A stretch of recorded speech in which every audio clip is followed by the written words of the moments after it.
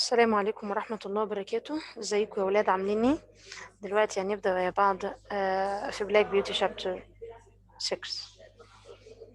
نبتدي مع بعض. Jerry knew the woman, Mrs. Fowler, who was always very kind. When we arrived outside her house, she said to Jerry, "If ever you have any problems, tell me. I can always find work for a good driver. And I knew you are one of the best."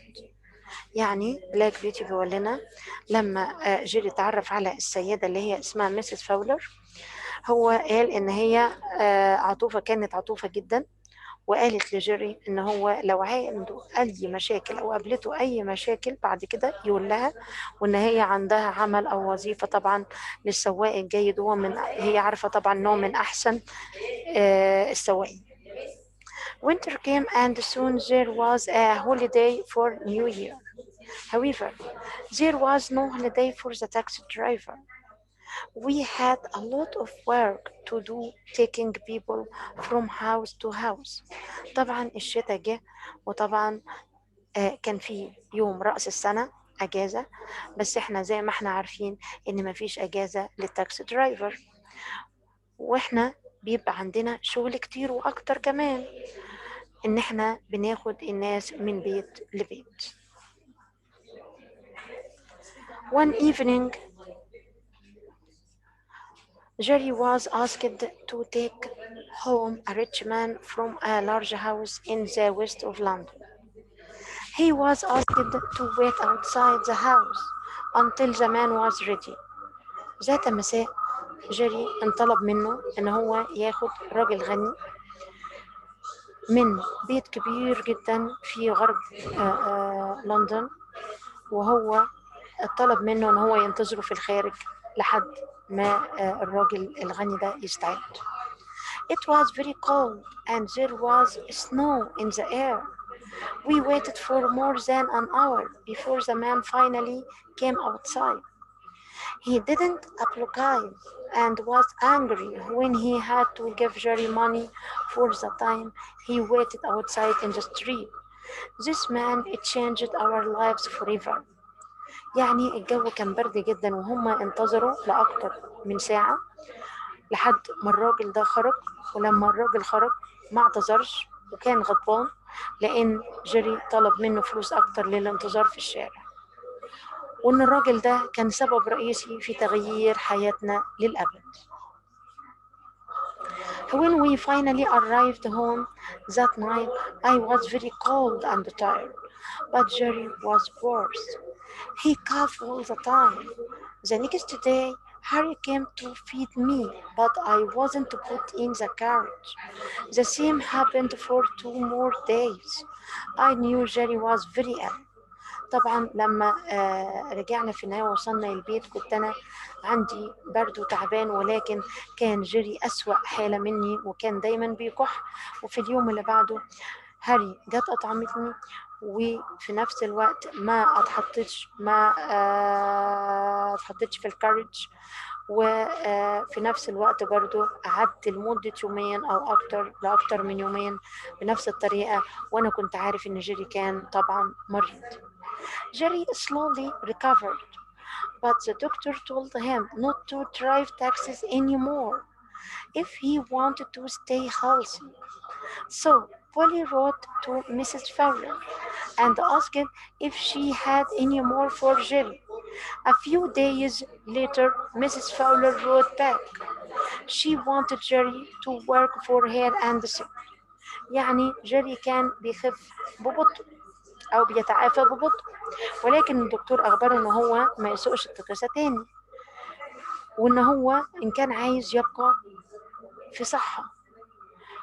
ولذلك بولي كتبت ليه ميسيس فولر وطلبت منها العمل لجيري. وبعد أيام قليلة ميسيس فولر كتبت لها وقالت لها إن هي محتاجة جيري عشان يعمل معاها. and said وقالت دي بقى that the family could move to a small cottage near her house. This was very good news for the family, but bad news for me. I knew that they would sell me, and I asked, becoming old, would I ever have such a happy home again? طبعا الخبر ده ان هو العيلة المفروض تعزل وتروح للكوتج صغير قريب من البيت بتاعها، وده كان بالنسبة للعيلة أخبار سعيدة، ولكن بالنسبة لي كانت أخبار سيئة جدا، لأن أنا كنت عارف إن أنا كده لازم هيبيعوني وهروح لحد تاني، وأنا بقيت أكبر طبعا، وده هيكون وأنا مش ضامن أروح لبيت سعيد تاني مرة تانية. I was sold to another taxi driver called Skinner. I am sure that this was the same man who made Ginger so weak and sad. We worked 7 days a week and I never had a good rest or enough to eat.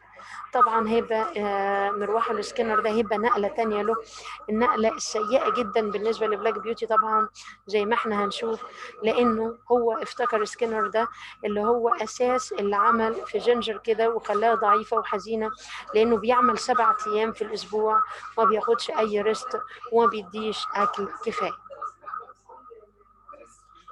One day we waited outside the station for a train to arrive. A family of 4 asked Skinner to take them home with all their luggage. The daughter peered at me and said, I don't think this poor horse can carry us and all our bag. He looks very weak. He will be fine, cried Skinner. Don't worry about him.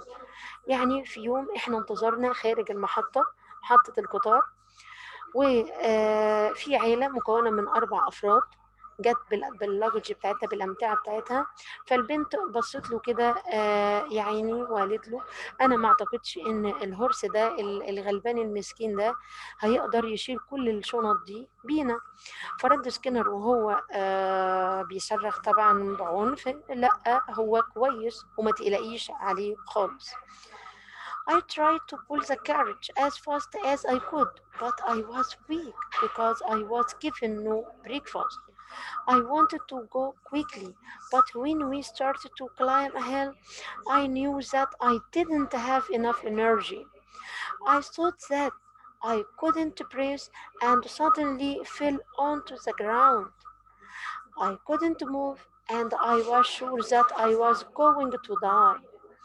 طبعا انا I am tried to pull. طبعا بلاك بيوتي بيقول انا حاولت ان انا اجر الكارج على قد بسرعه على قد ما اقدر، ولكن انا كنت ضعيف لاني انا ما فطرتش كفايه، خدش الفطار الكافي، وان هو عايز يمشي بسرعه وبدا يمشي، ولكن لما بدا بقى يتسلق التل هو عرف ان هو اعتقد ان هو مش عارف يتنفس وهو ما عندوش طاقة كفاية عشان يطلع التل ده ومش قادر ياخد نفسه، وفجأة وقع على الارض وحس ان هو and couldn't move وما عرفش يتحرك.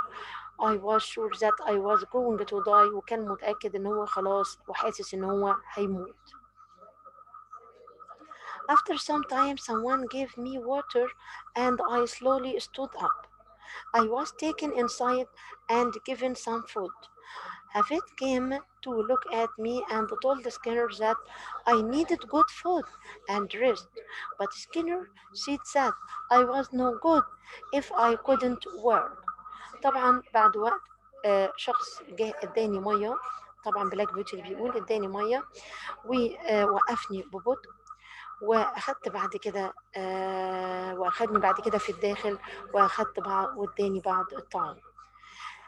الطبيب البيطري جه وقال لسكينر ان انا محتاج ليه طعام جيد وراحه، ولكن سكينر قال له ان انا مش كويس if I couldn't work لو انا ما عملتش كويس. He decided to sell me. When I was well enough to travel, I was taken to another market for horses outside London. هو قرر ان هو طبعا يبيعني، وان هو when I was well لما انا ابقى افضل ان هو هيسافر. طبعا انا اخذت للسوق مرة تانية، سوق الحصنة في خارج لندن. Once again I was with horses of all ages and sizes. This time I was put with the horses that were old or ill looking. I didn't think anyone would want to buy me now. The people who looked at me were also very poor and wanted to buy a horse for as little money as possible. However, not all of the men were poor. An old farmer with a kind face and his grandson stopped to look at me. وطبعا هو بيقول ان انا المرة التانية بروح السوق بتاع الحصنة بمختلف الاعمار ومختلف الاحجام، ولكن هذه المرة هو اتحطوا مع الحصنة اللي هي كبيرة في السن وان هي تبدو مريضة. هو ما يعتقدش ان حد من اللي هيشتريه حد كويس، يعتقد ان اللي هو هيشتريه هيكون حد عايز يشتري حصان بفلوس اقل على قد ما يقدر. ولكن ومع ذلك هو مش كل الرجال اللي حواليه حس بيهم ان هم فقراء. هو لقى فلاح كبير في السن كان بوش كده عطوف ومعاه حفيده، وقفوا قدامه وقال ايه بقى: This one looks kind and intelligent, said the boy. ده البوي اللي بيقول: Can we buy him? He is old, said the farmer. I am sure he used to be a good horse, but there is not much he can do now. He isn't as old as he looks, said the man who took me to the market. He was used for driving taxis and became ill. With a little rest he will be a good horse again. يبقى طبعا هو الولد لقاه بيقول ان الحصان ده يبدو عطوف ويبدو ذكي، وان احنا بيقول طبعا لجده ان احنا ينفع نشتريه. فجده قال له هو كبير في السن وهو متأكد ان هو كان قبل كده حصان كويس، ولكن مع الوقت وان هو اشتغل في تاكسي درايفر بقى تعب وبقى مريض، ولكن لما هو ياخد راحة واكل كويس ويرتاح كويس هيبقى يرجع تاني حصان كويس. The farmer thought for a time, then decided to buy me. His grandson was delighted. طبعا الفلاح قعد شوية وقت يفكر وبعد كده قرر ان هو يشتري لي، وكان حفيده سعيد. My new owner was called Mrs. Thorogood. مستر ثورجود. مستر ثورجود ده اسم الفلاح اللي هو اشتراه جديد. He took me to a large field and I was given good food every day.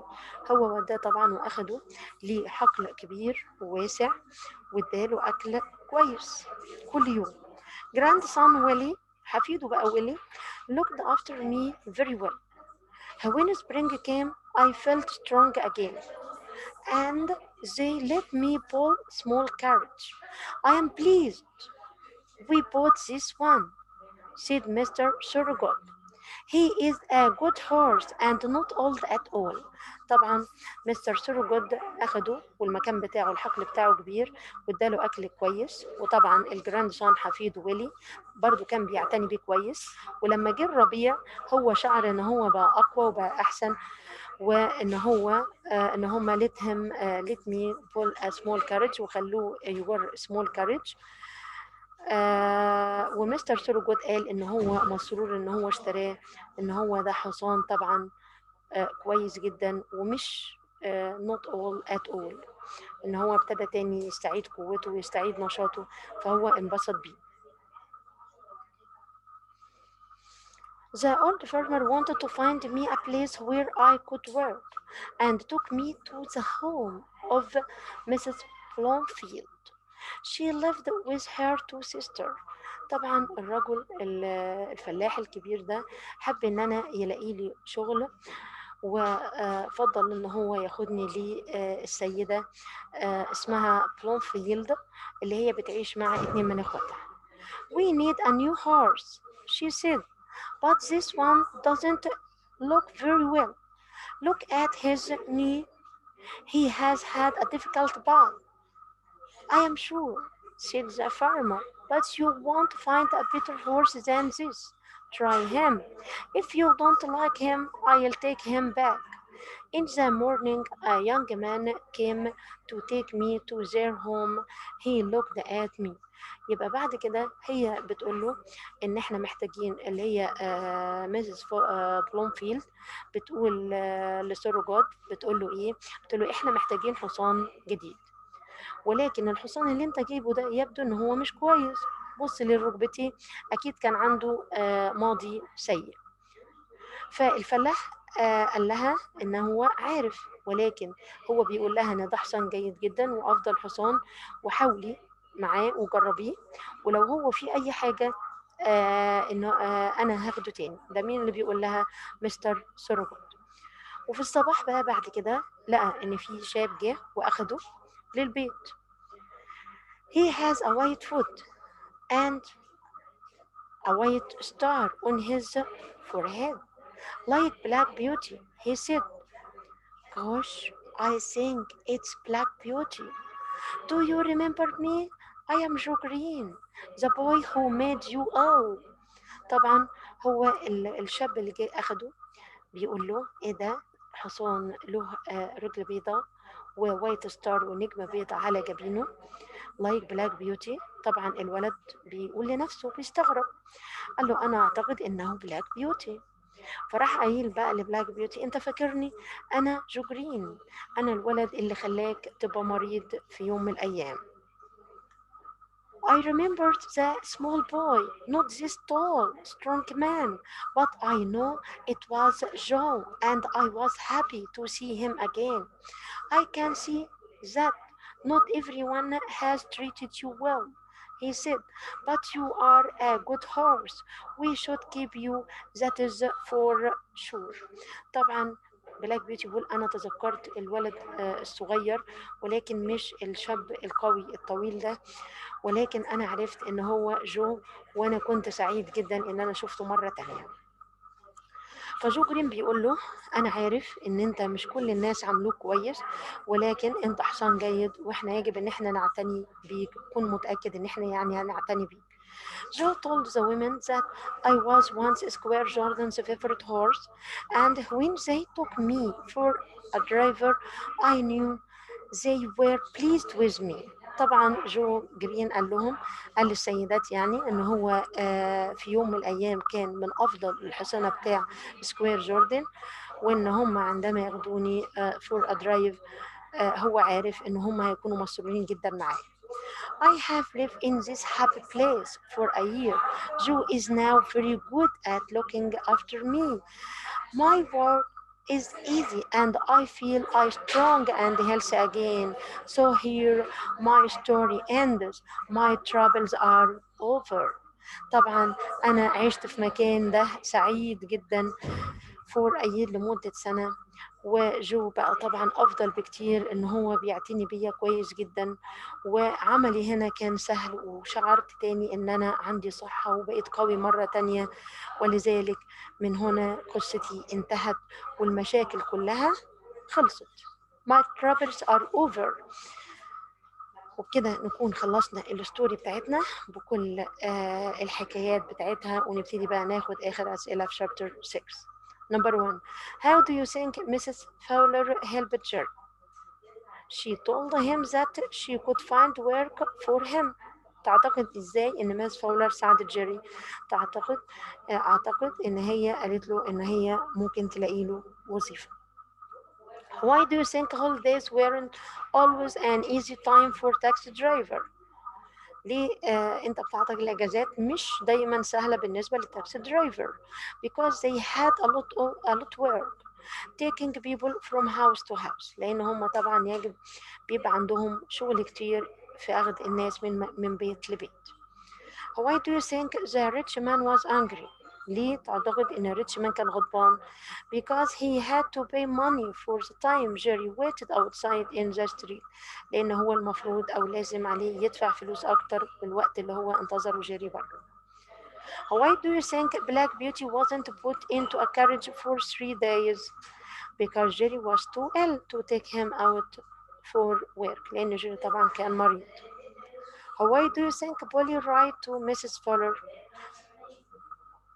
Because Jerry couldn't drive taxi anymore, so Polly wanted to find work for him. لأن جيري خلاص ما ينفعش إن هو يشتغل أو يسوق التاكسي مرة تانية، ولذلك هي كانت عايزاها تقول لها تجيب له وظيفة تانية. How do you think Black Beauty felt when Jerry found work with Mrs. Fowler؟ تعتقد إن كان شعور إيه Black Beauty لما جيري جاله وظيفة عند مس فاولر؟ It was bad news for him. He knew that they would sell him. طبعا دي أخبار سيئة بالنسبة له، وإن هو عارف إن أكيد هيبيعوه. Why do you think Mr. Skinner was a bad owner? He was a bad owner because he worked 7 days a week. دي أهم حاجة، إن هو بيشتغل 7 أيام في الأسبوع and never gave his horses a good rest or enough to eat. وطبعا ما بيديش الحصانة بتاعته راحة ولا أكل كفاية. Why couldn't Black Beauty go fast up a hill؟ ليه Black Beauty ما قدرش يطلع الهيل؟ as he was weak and wasn't given enough breakfast أو breakfast على طول، إن هو ما فطرش كويس وهو طبعا ضعيف. Why do you think Avid looked at Black Beauty? Because he fell down on the street. He saw that Beauty needed food and rest. وهو شاف إن Black Beauty محتاج الطعام والراحة. Why do you think Skinner decided to do with Black Beauty? He decided to sell Black Beauty as he thought Beauty was no good if he couldn't work. يعني هو قرر ان هو يبيع، لان هو يبيع بلاك بيوتي لان هو بيقول ان بلاك بيوتي مبقاش كويس ان هو يقدر يشتغل. How do you think Black Beauty felt when he was sold with old ill-looking horse? تعتقد ان بلاك بيوتي كان بيشعر بايه لما هو اتباع مع حصانة تبدو كبيرة ومريضة؟ He didn't think anyone would like to buy him as the people were poor. هو اعتقد ان هو ما فيش اي حد يشتريه غير الناس الفقراء. How do you think Mr. Thorogood changed his opinion about Black Beauty? He was pleased that he bought him. هو كان مسرور ان هو اشتراه. وهي said that he was a good horse and not old at all. How do you think Joe Green knew Black Beauty? From his white foot. ازاي جو عرف Black Beauty from his foot, white foot and white star on his forehead. Why do you think Black Beauty didn't recognize Joe Green at first? ليه ما قدرش Black Beauty يتعرف على جو في البداية؟ Because he was now tall strong man. لأن هو بقى رجل طويل وقوي. Why do you think that Jerry became ill? He had to wait outside the house of a rich man and it was very cold. لأنه طبعا كان منتظر الراجل الغني خارج البيت والجو طبعا كان برد جدا.